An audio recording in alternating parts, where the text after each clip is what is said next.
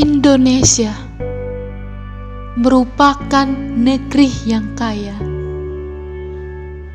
negeri dengan berbagai macam suku, ras, budaya, dan agama. Dari Sabang sampai Merauke, kita memiliki warna kulit dan bahasa yang berbeda. Namun, itu bukanlah suatu hal yang dapat menghalangi kita untuk saling menghargai dan menghormati perbedaan satu sama lain. Kita memang beda, bahkan sangat berbeda. Namun, kita bisa saling berbaur dan melengkapi sesuai dengan slogan kita, Bhinneka Tunggal Ika. Ya, kita menerima perbedaan ini dan bersatu menciptakan kedamaian. Saling bertoleransi, bersama-sama membangun bangsa. Kita Indonesia membuktikan bahwa bersama tak harus sama.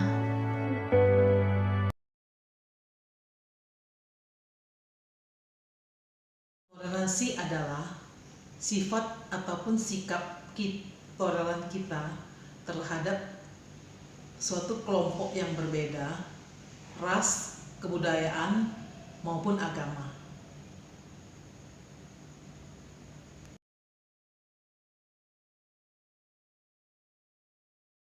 Umat beragama di Indonesia sangatlah penting, karena di Indonesia kita memiliki 5 agama yang berbeda.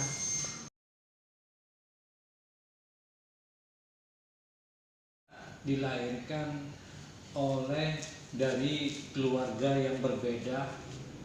Jadi dari kecil saya sudah biasa sangat menghargai orang lain, sudah sangat menghargai perbedaan orang lain, sangat menghormati orang lain. Akhirnya itu menjadi sikap saya sebagai seorang anak bangsa ini, yang selalu tidak permasalahkan perbedaan. Ya, selagi saya menghormati orang lain akan menghormati saya. Itu akan membuat saya itu lebih nyaman. Begitu juga di dalam pekerjaan, begitu juga di dalam suasana ketemu orang lain, selalu punya sikap menghormati, selalu menghargai. Itu ternyata membuat kita itu nyaman dan tenang, bisa lebih berkomunikasi. Bayangkan kalau kita ada perasaan intoleran, wah ini nggak seagama nih, ini payah nih. Nah ini kan membuat saya tuh jadi kurang nyaman, selalu mau curiga, selalu nggak enak. Nah tapi kalau begitu saya merasa nyaman, menghormati. Kalau saya menghormati orang lain pasti menghormati. Itu satu sikap yang perlu kita tanamkan ke anak cucu kita. Yang tidak pernah saya lewatkan setiap tahunnya adalah mengucapkan selamat dan turut berbahagia atas perayaan hari kebesaran para saudara dan sahabat yang beda agama.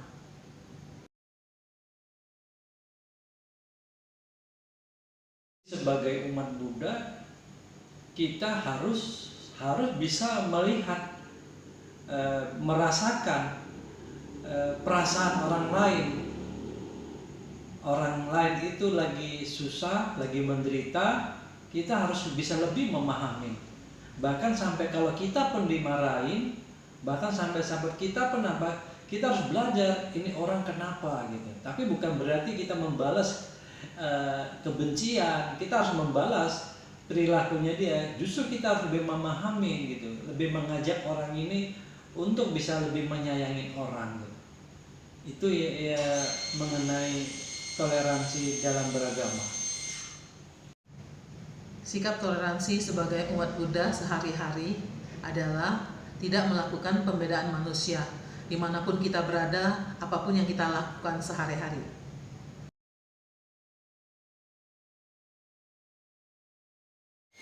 Di dalam ajaran agama Buddha, toleransi sangat jelas telah diajarkan Sang Buddha. Selama 45 tahun berkhotbah, Sang Buddha telah mengajarkan toleransi dengan cara yang tidak terlalu kompleks, sehingga mudah dipahami. Salah satunya adalah sifat luhur Brahma Vihara, yang terdiri dari 4, yaitu metta, yaitu cinta kasih, karuna yaitu welas kasih, mudita yaitu simpati, dan upeka yaitu keseimbangan batin. 4 sifat luhur itu menjadi dasar toleransi di dalam ajaran agama Buddha. Jika kita telah memiliki Brahma Vihara, maka di dalam diri kita akan tumbuh rasa toleransi, sehingga kita akan baik-baik saja dan menerima perbedaan, sehingga kita akan membiarkan ajaran agama lain, umat-umatnya untuk beribadah dan menjalankan kepercayaan mereka. Jika ada rasa tidak setuju, kita juga akan rasa ketidaksetujuan kita akan terkikis oleh sifat leluhur Brahma Vihara itu, karena cinta kasih, welas kasih, simpati, dan keseimbangan batin akan menciptakan kedamaian di lingkungan hidup kita. Seperti frasa yang selama ini kita ucapkan, yaitu semoga semua makhluk hidup berbahagia, merupakan doa penutup khas dari umat agama Buddha yang mencerminkan toleransi. Jika kita membiarkan umat agama lain menjalankan kepercayaan mereka dan kita tidak mengganggunya dan menghargainya, maka otomatis umat ajaran agama lain akan hidup bahagia karena dapat beribadah tanpa gangguan apapun. Raja Asoka merupakan penguasa dari Kekaisaran Gupta dari tahun 273 sebelum Masehi sampai 232 sebelum Masehi. Di dalam sejarah agama Buddha, Raja Asoka sangat menjunjung tinggi rasa toleransi antara umat beragama. Sehingga di saat ada ajaran lain, Raja Asoka sangat mementingkan kerukunan, sehingga sangatlah bertoleransi dengan ajaran agama lain. Sama seperti bunyi dari prasasti Batu Kalingga nomor 22 Raja Asoka yang berbunyi, janganlah kita menghormati agama kita sendiri dengan mencela agama orang lain. Sebaliknya, agama orang lain harus kita hormati atas dasar tertentu. Upali merupakan murid dari Niganta Nataputa. Niganta Nataputa merupakan guru terbesar di ajaran sekte Jain yang memerintahkan Upali, si siswanya yang paling pintar, cerdik, dan berpengaruh di masyarakat, untuk berdialog dengan Sang Buddha membahas tentang ajaran hukum karma. Setelah berdialog panjang dengan Sang Buddha, Upali menyadari bahwa ajaran hukum karma merupakan ajaran yang paling benar. Sehingga Upali meminta izin kepada Sang Buddha untuk menjadi siswanya. Sang Buddha menyuruh Upali untuk memikirkannya kembali, karena Upali merupakan murid dari guru terbesar yang sangat berpengaruh, berkedudukan yang besar dan terpandang di dalam masyarakat. Dan akhirnya, Sang Buddha pun menerima Upali sebagai muridnya dengan mengucapkan, kami terima Anda sebagai muridku dengan harapan Anda menghargai bekas agamamu dan menghormati bekas gurumu, serta membantunya.